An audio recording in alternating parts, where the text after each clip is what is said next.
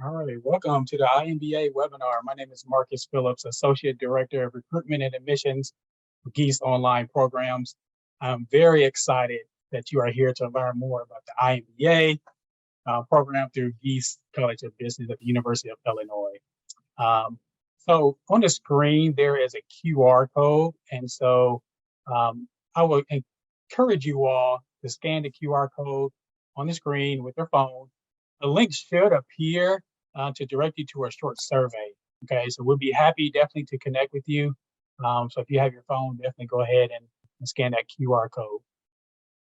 I'm going to go ahead and put out a poll, and just to kind of see where people are coming from.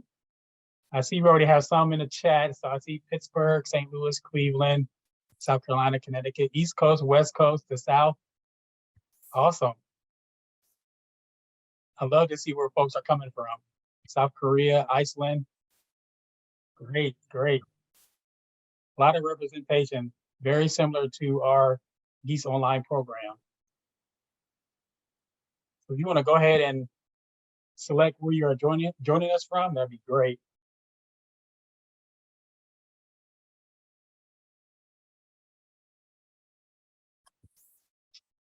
Of course, we have quite a few folks from Asia that are represented. Great. Western Europe.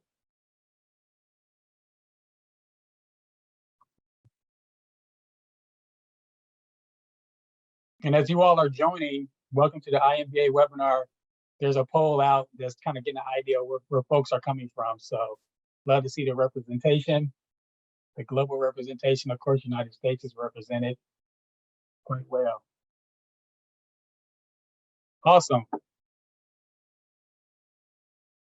Well, during today's webinar, I am joined by my awesome co-worker, Kate Deering. Kate will be answering questions in the Q&A. So I highly encourage you to put the questions in the Q&A and not in the chat. Kate, is there anything that you would like to say? Introduce yourself.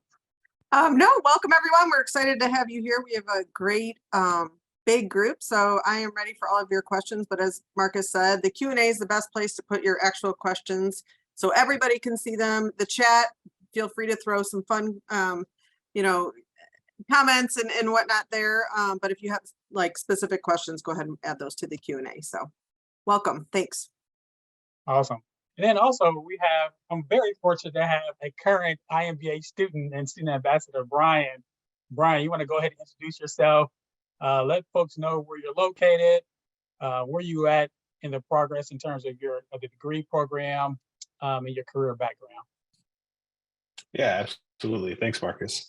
So my name is Brian. I live in Evanston, Illinois.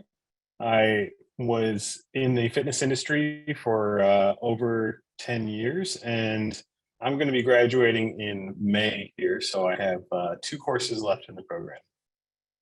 Great. Glad to have you here.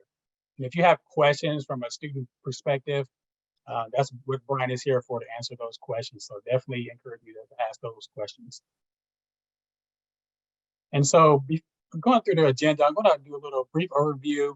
I'm going to talk a little bit about Gies Business Online, provide a brief program overview, and then also touch on the curriculum and the content. And then we will end with application tips and tricks, and then a Q&A with the Gies Online team, Brian, myself, and Kate. But before we move on, there's one more poll I want to provide for you. So what is the biggest hesitancy in pursuing graduate education at this time? So I'm very curious. Right away, I saw a lot of people put no hesitancy. I can't wait to apply, which is great news. So cost, which I can understand. Not sure if return on investment is worth it. Understand. Time, difficulty. Okay, great. We will cover pretty much all those topics, online format. So we'll cover those throughout the webinar. Before we go, but Brian, why did you choose the iMBA program at Gies in particular? There's so many programs out there. So what made you choose our particular program? Well, I went to the University of Illinois for my undergrad, so I have an affinity for the university. First of all, I got full disclosure, right? Yes. But then also, one of my clients at the time had his MBA from Gies, and he highly recommended it. And I applied at the tail end of 2020 when COVID was still going on. So the fact that it was a remote program and I was able to get my MBA without leaving home really appealed to me, and the fact that it was a top university as well just made it a no-brainer for me. Great. Awesome. Glad that you can join us for a second time. Yeah. So, like I said, I want to provide an overview of the Geese online program. So what kind of makes us unique? There are several qualities, but before I talk about the qualities, um, a recent announcement happened last week where Poets and Quants, which is the premier business website for MBA programs, named our particular iMBA program the program of the year for 2022, which is awesome news for us. Just a testament of the quality of program that we do offer to our students. There's some really, really great programs out there from various universities. So I'll talk a little bit about, why, right? And I think several reasons, but three main qualities really is our flexibility, our stackability, and then this online by design. Okay, so in terms of flexibility, our program is 100% online, right? So it allows you to be able to attend coursework or attend live webinars from the comforts of your home or your office space, right? So you don't have to get in your car and commute to a particular building or location at a set time. Then it's the stackability, so the credentials will stack. And so when you think about Geese online programs, some students may want to start off taking one course. That course can stack into a certificate, or a student may want to start off taking a certificate and can stack into a degree program. So there's that stackability there as well. And then lastly, online by design. We started this iMBA program in 2016, right? This was pre-pandemic. So it wasn't one of those programs where we just kind of threw together during the pandemic because we needed to. It was already established, right? And so we have a very, very strong infrastructure really in place to make sure that our students receive a quality learning experience. So flexibility, stackability, and online by design. And as I mentioned before, these are just different ways that students can stack, their credentials or what have you. For example, the free online course or MOOC, which is Master's Online Open Content Courses. And we partner with Coursera. Some students may feel like, you know what, I've been out of school for a little bit. Let me just kind of take a course where I kind of go at my own pace through Coursera. And then I can build that into a 4-credit course. And then with that 4-credit course, you can build into a grad certificate into a 100% online graduate degree program, like I mentioned earlier. And so, we do have, some graduate certificates, digital marketing, strategic leadership and management, accounting, data analytics, and we just started 2 new ones, new accounting foundations and CPA pathways. And so you may be a student who decide, okay, I'm going to get my iMBA, or MBA degree. And then afterwards, you may feel like, hey, you know what? I may want to go a different route and take some coursework in a different area, and you can do that as well. And so there's different ways that students can stack. And so again, you don't have to start, at that one course. You can start whatever way it feels most comfortable for you. A little bit about the business program, some quick facts. One of the biggest benefits I feel like of the program is the price point, right? So this is we deliver a really high degree. Obviously, Illinois is a premier university, fully online, heavy personal interaction among students and faculty. All while but keeping its cost down, right, to affordable costs around $23,000. It is hard to find a very quality engaged program at this price point. And so that's why we have grown tremendously since 2016 from like 114 students to several thousand students today. The flexibility is there as well. It's 24 months to complete. Students can extend it to 36 months. So it really depends on who you are as a learner. And if you're a student who really just wants to take one course every 8 weeks, you can certainly do so. Or if you wanted to take, 2 courses every 8 weeks, you can do that as well. So whatever fits your schedule. If you need to take a break for an 8 week due to, maybe family obligations, life happens, you can do so as well. Students has up to 5 years to complete the program. We also have a pay-as-you-go model, so you're not paying the entirety of the course up front. You're paying for the course you are registered for, and so that doesn't happen in a lot of MBA programs. And so I feel like that is another benefit with our program. You're taking one course at 8 weeks, you're just paying for that one course, right? You're not paying for the program in its entirety up front, so no lump sum payment. Like I said, it's designed to be done in 2 to 3 years. Students can finish and, have 5 years to finish. And then we have 4 start dates. So it also adds to the flexibility of when you can begin, right? August, October, January, March. But we try to meet you in different points throughout the year. So it has flexibility to fit your schedule and needs. So not only do you have a team of professionals, but you have an incredible cohort of colleagues in the program you can lean on as you go through the program. But with an average of 11 years of work experience, you'll definitely find that support inside and outside the classroom, right? So like I said, the program has several thousand students from almost 100 countries, 50 states are represented. Average age is 37 years old. But we have some seasoned professionals, right, in the program from various sectors, and I'll touch on that here shortly. 70 Fortune 100 companies are represented, so you're going to have a global network of professionals that are not only current students, but alumni as well. A couple more numbers. Incredible opportunity that is lost on students. They share like really in the tier quality of life, right? When you think about, the satisfaction of the program, and so students are highly satisfied with the program. A, because of the high engagement. B, the cost, right? The quality of the program, the opportunity to connect and be part of a community. We have had several learners receive, job promotions or job offers while they're time in the program.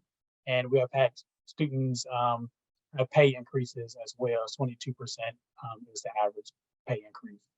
What's not on the screen is 95% of our Gies graduates said they applied their lessons from the MBA program through their work. So I know there were some questions about return on investment. And so that is a critical piece, of the program, is making sure you take that information and you're able to apply it to your daily job.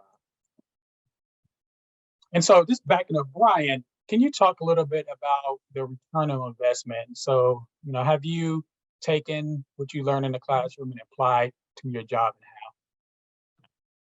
Yeah, absolutely. I think that the best thing you can do is apply the lessons before you graduate, right? As you're working, or whatever your business is. In terms of return on investment, I think that aside from the cost and the education you're going to get out of it, what you put in, for me at least, a big part of that is the network that you gain. So if you are looking to transition into a different career like myself, going into management consulting, the return on investment is very significant. And even if you're just looking for a pay raise, it will pay itself off over time. Like you were saying, Marcus, it's very hard to find such a quality education at such a reasonable price. So I think it's the best return on investment there is. Awesome, thank you. So let's move on to the iMBA curriculum and content. So you'll be completing 72 credit hours or 18 courses that cover the business materials you'll need to succeed on the job, right? So all of our courses are designed to be applied immediately, what Brian just mentioned, and also just developing those skills and preparing you for what to come next, right? So you complete 4 core specializations, as you can see on the left-hand side and that are required for all iMBA students. But these courses provide kind of like a foundational MBA content, but you'll also choose additional areas to really focus in on, or electives that you can add. And so this program isn't necessarily like a lockstep program. So you are kind of like in the driver's seat in terms of like your focus areas, specializations, right?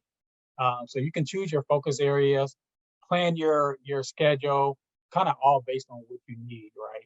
Some students may want to go into digital marketing and analytics. Some want to just kind of choose some elective coursework. But throughout the program, students have 3 capstone projects they need to complete, and 2 will be during like your time in the program, and then 1 at the very end of the program. So these projects allow you to practically kind of apply what you learn in the classroom, and then test out your skills. So Brian, can you talk about, the capstones you complete? I know you're getting towards the end of your program. Can you touch on those a little bit? Sure. So I've done the strategic management capstone, which I found to be extremely valuable, just given my career path. I also found it really valuable with my later coursework in my mergers and acquisitions specialization. Strategy is a big part of M&A as well. And then the financial classes as well. I thought that was excellent. I didn't have a strong background in finance, especially corporate finance. So being able to learn the numbers of the business, especially large billion-dollar corporations, has been an incredible asset. Awesome, thank you. So there are 2 components to the coursework. Okay, so the first component is the Coursera component. Coursera, which I mentioned earlier, is an online provider of what we call MOOCs, or massive online open courses. All right. And so this provides kind of like a foundational materials in the course, whether it's through videos, self-assessed quizzes, assignments, or peer evaluations, right? And so there is a completion grade, okay? So it is required to complete. And so, want to make sure that you're staying on top of the Coursera component. So it's kind of like the textbook in a sense, of the coursework. There are 2 MOOCs in every course for the most part, first 4 weeks, and then there's another one the second 4 weeks.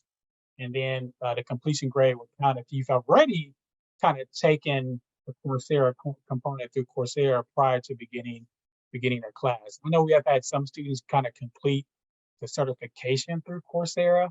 It won't necessarily count as actual transcribable credit, but it will be integrated into the course as a completion grade. So you have the Coursera component, okay? That's the first part. And then the second part is the course is a high engagement component that really builds upon, the MOOCs, right? Builds up on the kind of more the practical piece of it. And so this can include live lectures, team group projects, breakout sessions, case studies, peer-driven discussions and tutoring, and faculty office hours are available as well. And Brian, can you talk a little bit about like the live session and what that entails? Sure. Yeah, I was actually really pleasantly surprised by the amount of engagement that goes on in the live sessions. We obviously the professor will lecture, but then we'll also often break out into breakout rooms, and you'll have discussions with your fellow classmates. It's an opportunity to work with them, get to know them, and also kind of a side note, I was really surprised by just the level of charisma and engagement that comes across through this online platform. There are a lot of really great professors with incredible personalities. They're great people to get to know, and I found class to be a lot of fun. Have you engaged with like peer evaluations during your time in the program? We had a question about that. Yeah, absolutely. Can you elaborate on that a little bit? Sure. In terms of the peer reviews for each course. Yes. Yeah. So all of our courses, you get put into teams, and you will have individual assignments as well as team assignments. And a big part of that is, obviously participation and being a good group member. So for me, it's been a great opportunity to learn to work in teams, because so much of my work before this was kind of as a solopreneur. And then on top of that, part of your grade, typically, I can't speak to every class, but in all of my classes, part of your grade has been peer review. So it's really important to be a good teammate, to put in effort, and to show up and do your part. Awesome. And Kate, do you want to answer the question about are courses recorded or are they taken live? I'm sorry, what did you say? Live classes? Are they Yeah, recorded? Okay. Yes, so there is a few questions in here about live classes, and that's a great question. This is an excellent opportunity for you to interact with your fellow students. Those live classes, on whatever day your professor decides to hold that class, so say they have a class on Wednesday, they will offer that at 2 to 3 times during that day. So you could have an 11 a.m. Offering, a 5:45 p.m. and maybe a 7:45 p.m. So you only have to attend one of those live classes, and we do record those sessions. So lots of opportunities to see that. We have a global community here within our program, so we do want to accommodate every time zone that we can. But we realize everybody's really busy, so if you do have to watch a recording, that's totally fine. I would say try to attend those live classes, because as Brian said, there's a lot of interaction, and you're going to really miss out on some of that collaboration and those discussions if you don't attend the live classes. But we understand, like, sometimes it's just hard to make life work out where you can make any of the time. So did that answer your question? Yes, thank you so Okay, much. Kate. cool. I appreciate it. And so like I mentioned earlier, we have a nationwide presence. We have over 6,000 online students, 3,000 plus alumni throughout 50 states represented. But we also have 99 countries represented as well. So again, it's a huge global community. And our alumni are also highly engaged as well. And so you hear about that here shortly. So you're joining a global community, and which kind of adds to that network, right? Which I think is very, very important. While you're in an MBA program, is being able to have, a network of current learners and alumni that you can connect with. And so diverse communities, including professionals from various sectors, like I mentioned earlier, about the Fortune 100 and then Fortune 500 companies are represented. And there's just a snippet located on the screen. Again, you'll be able to connect with a range of professionals in various sectors and professional backgrounds. But we'll also have the independent entrepreneur or the small mom and pop business owners, right? And so there's a range of professionals that you'll be able to engage with. And of course, this is going to enrich the learning environment and again, present a really great networking opportunity as well. And so, we talked a lot about, we talked a little bit about the curriculum. We talked about the components of the coursework and so forth. And you're going to hear me kind of talk a little bit about networking throughout the presentation because it's such a critical piece. And we feel strongly in building community within this online space. And that's a common question, rightfully so, right? You don't want to be at home doing your work and not feel connected whatsoever with your fellow classmates. And so we really work hard to make sure that we're creating some type of community. We have a very, very active student body. And so that's another benefit. We have students who are obviously motivated to continue their learning, but also motivated to connect with others. And so there are several ways that you can get connected through Gies. And so there's, some Gies-led opportunities through iConnects. So these are kind of, formal meetups across the US. That's really kind of designed to like expand like your network, right? And so it features a keynote speaker. Leadership will most likely be there. Faculty and current students, would tend to be there. So it's kind of more of a formal program. And then we have immersion events that allow students to visit a particular city. And I'll kind of touch on here shortly, where they're able to connect and kind of do case study projects and present in front of executives and at the local companies within that city. And so these micro immersions will provide students a really immersive experience over about 3 to 4 days. And so it's a great way to not only learn about the industry in that local area, but to connect with professionals as well. And then iConverge is another one that is Gies led. But we also, I'll touch on this here shortly, but we also have kind of like student-led opportunities. And again, our students are very engaged, inside and outside the classroom. And so there's ways that students get a chance to connect through workplace, student-led meetups in different areas. And then sometimes your group work, right? Every course will have pretty much a group project outside of the live class. So it can vary by professor, of course, right? But you'll find a group preference form that you will fill out just to try to make sure that you're connected with similar learners in a similar time zone, right? Because we're a global community. So we want to make sure that you're not working with someone that's 12 hours away. So those are the ways that students can get connected. Let's talk about the immersion. So this is a picture from our Seattle immersion that happened last fall. And so students visited Seattle for like a 3-day highly interactive capstone program where they worked to kind of solve the business challenges with the new NHL franchise in Seattle.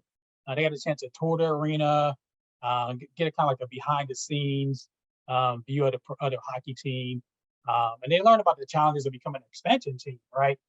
Within the NHL in professional sports. And so they met with like multiple stakeholders, across the Seattle-based, experience-centric companies, and then got a chance to work on a case project and present, right? But last but not least, they were able to connect and expand their network. So not only were they able to put their best foot forward in front of executives, but they also had the chance to connect and meet others in person, right? And so this happens a couple of times throughout the year, these immersion events. I actually just came back from Houston. There was an immersion event in Houston last week. And so the students were able to, connect with industry veterans and executives in the oil industry. And so in fact, they had to present in front of some executives at ExxonMobil. And so it was great just to hear the story, how our students were so engaged and so excited. And, hearing a vice president tell you like, wow, that's a good idea. I'm writing this down for a company, that instills so much confidence in our learners, right? Knowing that what they learned, the work they put in is being well received. And so a great way for you to connect in person, to present, to connect with executives and maybe go to a new city that you never experienced before. So immersions are just a great way to get connected. But our another way is through our iConverge program. And so this is held, our annual networking and professional development program held on our campus every September in Champaign-Urbana, Illinois. And it's, again, just another way that we try to build community, right? And so this past year, well, in 2022, we had over 500 learners converge on our campus. And it was so exciting. The Larry Gies, who has provided, tons of funding for our college, was there and got a chance to connect with students. And this is not required. So another benefit of our program, all these are not required. We're not, in a sense, forcing you that you have to come to campus, but we want to give you that option. If you want to be part of a community and you want to be engaged, you have that option. And as you can see, there were, 38 states represented, 17 countries, 22 faculty members. So you got a chance to meet leadership, faculty, got a chance to meet the great admission team, right? And it's so cool to connect with students if you've interviewed, virtually and see them in person. And we had a large group from Singapore this year, and so it was great. Brian, have you attended an iConverge event? I haven't, unfortunately. I regret it though. I'm definitely going next year. Yes, that's the beauty about iConverge is once you finish the program as an alum, you can come back and still attend. We have several alum who came back this year to attend and connect. So again, just another way students stay connected. Workplace. So again, we have a very active student body. So this is a platform through Facebook, and it's a great way to just connect and talk about maybe salary negotiations or job offers or what have you. And so as you can see on the screen, there's a few examples of what have been shared on Workplace. In the I think bottom right-hand corner, there are two students who actually just end up meeting in Germany, right? And visit each other's business. So that was pretty cool, and they were able to kind of put that on Workplace. Brian, have you utilized Workplace during your time in the program? Absolutely. I didn't use it much when I first started, and that was a huge mistake because it's such a great resource. There's so much collective knowledge amongst the student body. If you have a question or a problem, someone else has probably had that same question or problem, and it's a great way to get to learn from other people's experience, as well as stay connected with everyone. So now I utilize it every day. Absolutely. Great. And then again, another way, right, the students can get connected is through student meetups, right? So you're meeting your peers outside of the classroom. And so there are some pictures of meetups. In one of the pictures, students met up in Colombia, in the country of Colombia. And so typically we have an immersion experience. Some students are maybe a part of the immersion experience, some may not, but then they may come together at a meetup, and that's what happened in Houston. And so in Houston, we had a really large turnout of current learners that kind of met up and just had a great time of just connecting and networking or what have you. So these happen quite often throughout the US, various times throughout the year. And so again, just another way that you can meet up. And a lot of these are led by students. So it's not necessarily these formally, putting these together. The immersion programs, yes, but the student meetups, like again, our students are very active. They will go on Workplace or LinkedIn or what have you, and they will connect and say, hey, let's meet up and go to a ball game together. Let's meet up at a coffee shop or what have you. Brian, have you had an opportunity to be a part of a meetup? Yeah, there's been a few here in the Chicago area since I've been a part of the program. So that also has been a great way to meet people that I haven't had class with, or, in some cases, people who've recently graduated. And again, to really leverage that network. It's been great. Awesome. So we talked a lot about getting connected, which is a huge part of our program, right? But we also want to let you know that there's support that is in place outside of faculty, outside of your peers, right? And so we do have a student academic success team.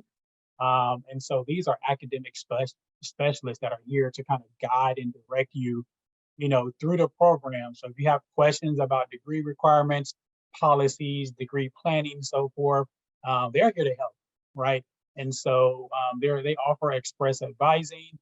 So if you need like just a little 15-minute quick conversation, you can do so. Or they have open office hours if you need to pop in, and all this is virtual, right? There's an ability there as well. But if you need a little bit longer, maybe conversation, then you can schedule one-on-one appointments, with these academic specialists. And so I do want to let you know that you're not alone, in this journey. And so there's support outside of your peers and faculty as well. Brian, did you ever connect with the student academic success team? Yeah, there's been a few times in the course of my assignments or exams when I had a question on something, and basically I would email iSupport and got assistance there. And then also more recently, getting prepared for graduation, making sure that I had all my courses taken care of, and that I had applied to graduate, and they were extremely responsive and really helpful. I was very impressed. Great. So let's talk a little bit. Let's switch gears and talk about the admissions application requirements. So within the application requirements, before I get started, let me do one more poll. I love this poll because I want to kind of get an idea of what people are thinking. So which part of the application is the biggest hurdle for you? Okay, I see personal statement, references, transcripts, scholarship essay. Personal statement is typically has the most votes. And so we'll touch on that as well. And so let's kind of go through the requirements. So the first part is a resume. Okay. For the resume, it's really 1 to 2 pages. We don't need anything elaborate. We really just want to kind of reference what you put on the application. Okay. You want to make sure that they kind of match a little bit, but it's not necessarily have a 6 or 7 page resume. 1 or 2 pages will be suffice. Then your academic history, which includes, your transcripts and or mark sheets. We require those. Currently, we will take unofficial transcripts. And so there's a 3.0 minimum GPA in regards to admission. And so we need official transcripts. Once you're accepted, we eventually need those official transcripts. Your mark sheets need to be in English as well, and your certificate of degree for international students, right? So those need to be in English, so we can take those. And then your personal statement.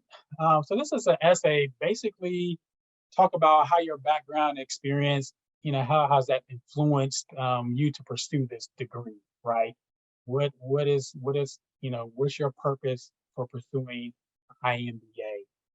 Why do you feel that you are an ideal fit, right, for the program? And so that's what we're kind of looking for, in the personal statement, is basically just letting us get to know you, right, and on paper. And so, what are you going to bring to the program?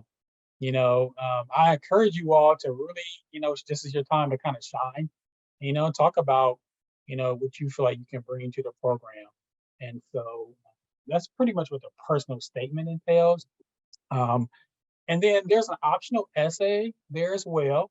And so for students who may fall under the 3.0 threshold, you may want to kind of, write about the reasoning behind not having the 3.0.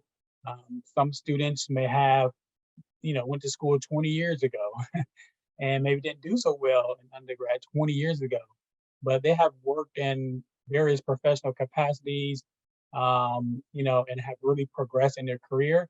That would be a great place to talk about that, right? And then you may talk about maybe there's a gap in your work experience and the reasoning behind that. So I would say just, make sure you go through the requirements. If you feel like you're not meeting the requirements, definitely encourage you to fill out the optional essay. If you have questions, you can always email, reach out to us, call us, and we can definitely help you decide if that would be a good move for you to go ahead and fill out that optional essay. We also require 2 professional letters or recommendations. We really just need a name and an email. So when you fill out the recommendation form, the name and email, we'll send a form out to you. So basically on your application, you put the name and email, your recommenders. We'll send out the form to them. They can upload, they will complete the form. So it's a pretty quick form. They can fill it out. If they want to upload a letter, they can do so. And some recommenders do and some don't. It's totally up to them. So we need 2 of those. And then we need, for international applicants, we need some test scores. There's also a waiver essay. Kate, do you mind putting the link to the English proficiency waiver or exemption? So there are some exemptions for international applicants. There's a lot of information. I can't cover all of it today, but once Kate put the link, you can go to the link and look at the requirements there. The GRE, GMAT, they're both optional. So if you decide to submit those test scores, you can certainly do so. And that would be another data point, but you're not required to. There's a scholarship essay, but unfortunately for students who are looking to start in March, the deadline has passed for that essay. So I do wanted to let you know that. We do have another pathway, and it's called the performance-based admission track. And so these for students, and you can actually apply for this pathway. These are for students who, may not feel comfortable applying directly, and just kind of want to try out the academic rigor. So you can apply through the performance admission-based track. You'll take 3 courses, and then you need to earn a B or better in 2 of those 3 courses with an overall GPA of a 3.0. And then once you meet those requirements, you'll automatically get admitted directly into the program. So those are the application requirements. In terms of the review, once the application is submitted, it takes about 1 to 2 weeks, and then we know with the email regarding like missing materials or you've been accepted. We'll let you know if you need any additional materials for your application. Once all the materials in, we'll kind of look through it, make sure everything is okay, and then we're gonna invite you to an interview. Okay, interviews are pretty much casual. It's really just a way of get to know you, right? We want to get to know you virtually. Yeah, your program is going to be a virtual program. You're going to be engaging with other learners, so we want to see how engaged you are, virtually. And it's really just 15 to 20-minute interview. I love them. It's one of my favorite part of my job because I get a chance to meet with learners from all over the world. And then it's really about, what will you bring? Making sure that you have a good grasp about the program you're applying to, a little bit of understanding. We have tons of information on our website about each program. And so having some knowledge of the program you're applying to is very, very helpful in an interview process. So, and then we review every Friday in regards to admission. And so we make admission decisions, the committee does on a weekly basis. And so we want to make sure we get this decision to you in a timely manner. We don't want you to wait too long. So we spend hours, late nights, getting these applications reviewed and getting these decisions made. Brian, what was your interview like? I was sweating. I was nervous. This was something that was really important to me. And I actually am one of those people that did not do well in undergrad. So I wrote an optional essay, and I felt like they were kind of on the fence with me, and really had to put my best foot forward. And apparently I did that. And I'm very, very grateful that the program saw something in me. And, now here I am getting ready to graduate with a 3.9 GPA. So I, felt an obligation to follow through since the program believed in me. So Awesome, great story, by the way. And we hear stories, very similar stories like that. And I think it's part of for us, the democratizing education, making it accessible, and we understand things happen and people mature and then so there's a lot of stories like that, and so it's really good. And Brian doing some great things right now. So that's awesome. Spring 2023, apply early. There's a typo there. So you need to submit by February 2nd if you want to start in March. So you need to apply by February 2nd. Yes, we are not past the deadline to apply for March. You'll have time. The fee is waived to apply. It's typically like a $70 fee. And so we're waiving that application fee. And so keep that in way up. So that concludes the presentation. Here's our contact information below, email and phone number. And again, the QR code. If you want to receive information from us or connect with us, definitely scan that QR code. And I want to just, thank you all again for being here. We have a few minutes probably for like one one, maybe two questions, and we have to move along to the next presentation. Marcus, I have a question for Brian that was in the Q&A. Brian, I'm not sure if you saw this, but how would you describe the benefits and the frequency of perspectives from your classes that are not from the United States? So like some of the international global perspectives that you have in your classes. How would you describe that? Yeah, so you mean from students who are not in the US? Correct. Yeah, I think it's great. I think that diverse perspectives is one of the strengths of the program.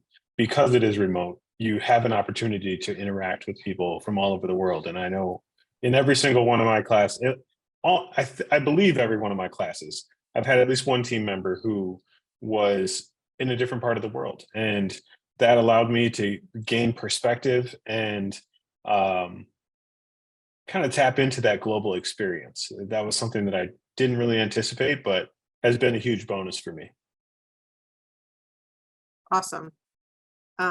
I know that's one of my favorite parts about the program, just meeting people from all over the world that I would never, necessarily meet, especially if you were deciding between choosing an online virtual program versus a residential program. You would just not get that diversity if you were attending a residential program that was just, in your town or within an hour away. So I love that part about the program.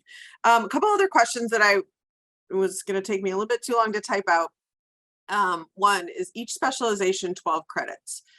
Yes. And can I complete multiple specializations before applying for the MBA?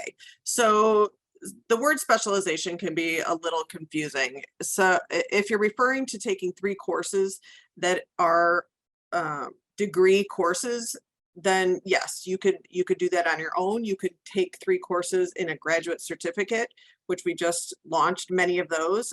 You would apply to those, and then if you decide to join a degree program, those 3 courses, and those are, sometimes it's not 3, but those 12 credit hours will stack into any of the degrees.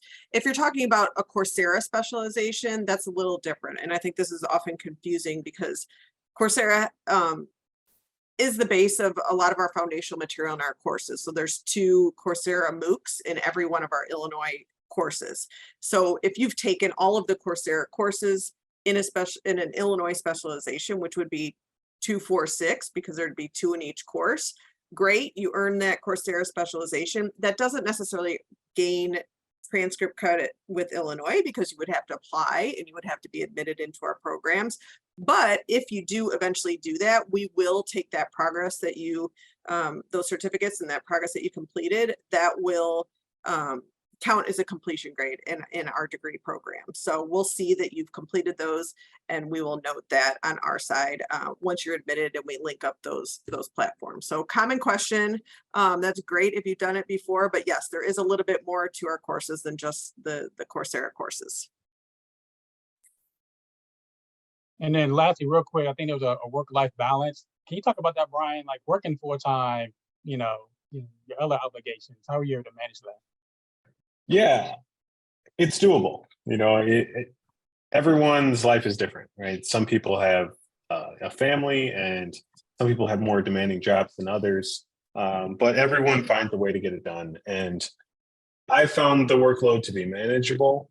I answered one of the questions in the chat that for myself, at least, I've gotten better at being a student throughout the program.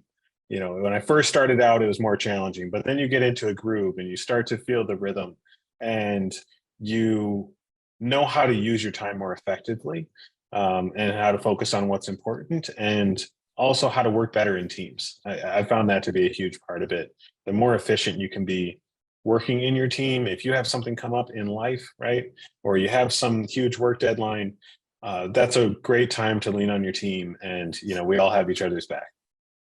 Along those lines, Brian, there's a question, has it been difficult to work with global participants, global students in the program in setting up those group meetings and whatnot?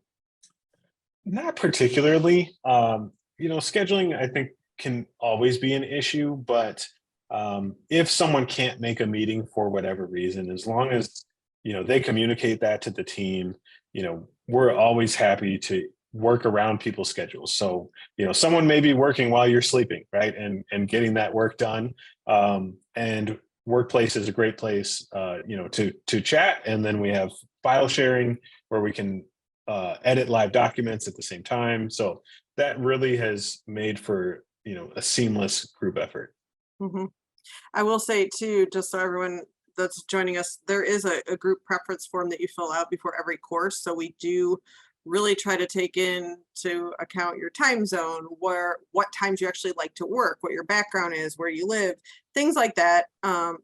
When we form these diverse groups. Now, it doesn't always work perfectly. And let's face it, these groups are representative of your groups that you're going to experience in your life that are not always perfect, but we do our best, and usually it works out pretty well.